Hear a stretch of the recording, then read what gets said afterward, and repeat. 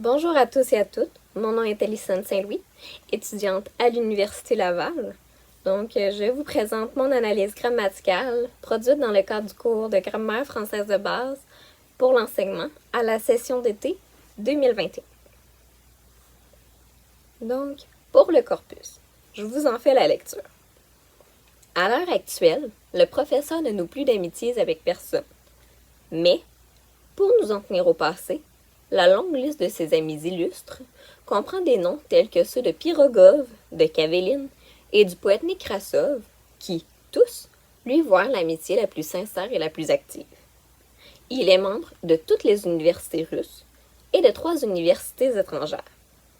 De tout cela, et de beaucoup de choses encore que l'on pourrait ajouter, se compose ce qu'on peut appeler mon nom.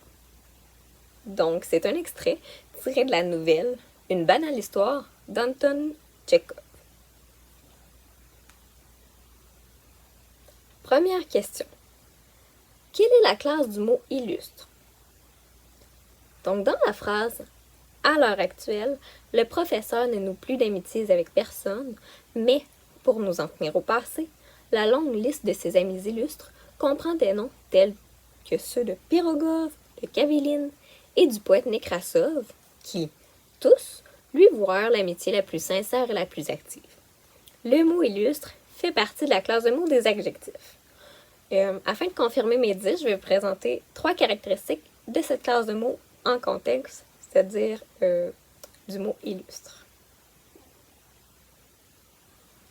Donc, tout d'abord, une des caractéristiques sémantiques de l'adjectif illustre, c'est que sur le plan du sens, sur le plan sémantique, cet adjectif exprime une qualité qui reflète le point de vue de l'énonciateur. C'est-à-dire que l'énonciateur décrit ses amis comme d'illustres personnages, des personnages célèbres. Nous pouvons donc dire que cet adjectif est qualifiant.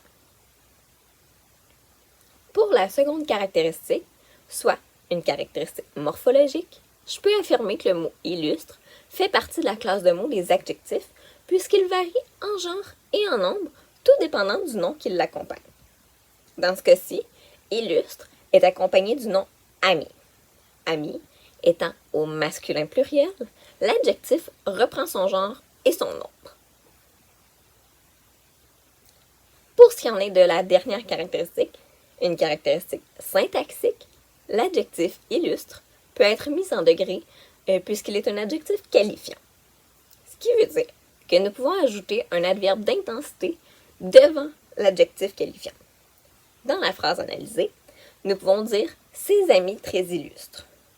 Nous pouvons aussi utiliser un adverbe exprimant un degré de comparaison, soit « ses amis plus illustres ».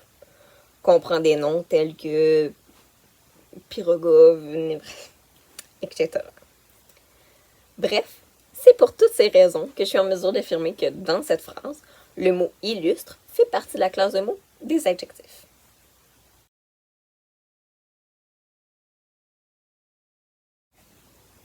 Deuxième question. Ce mot est-il le noyau d'un groupe dans la phrase du corpus où il apparaît?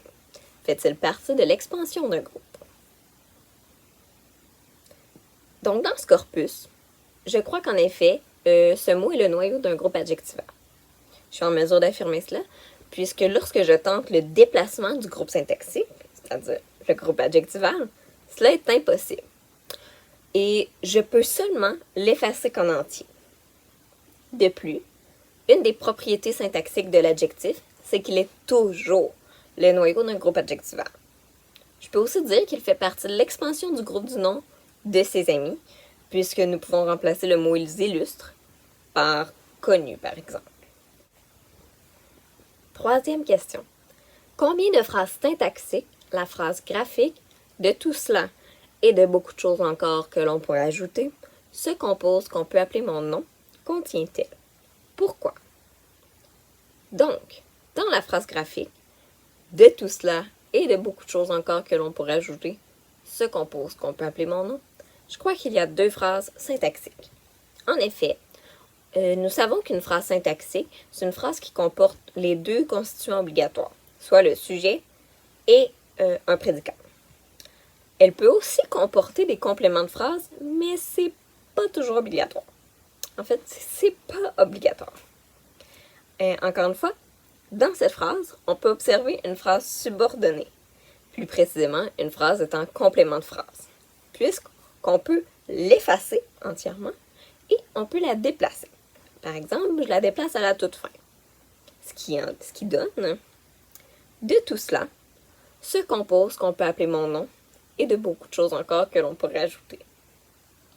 C'est un peu moins évident, mais la phrase elle garde son sens.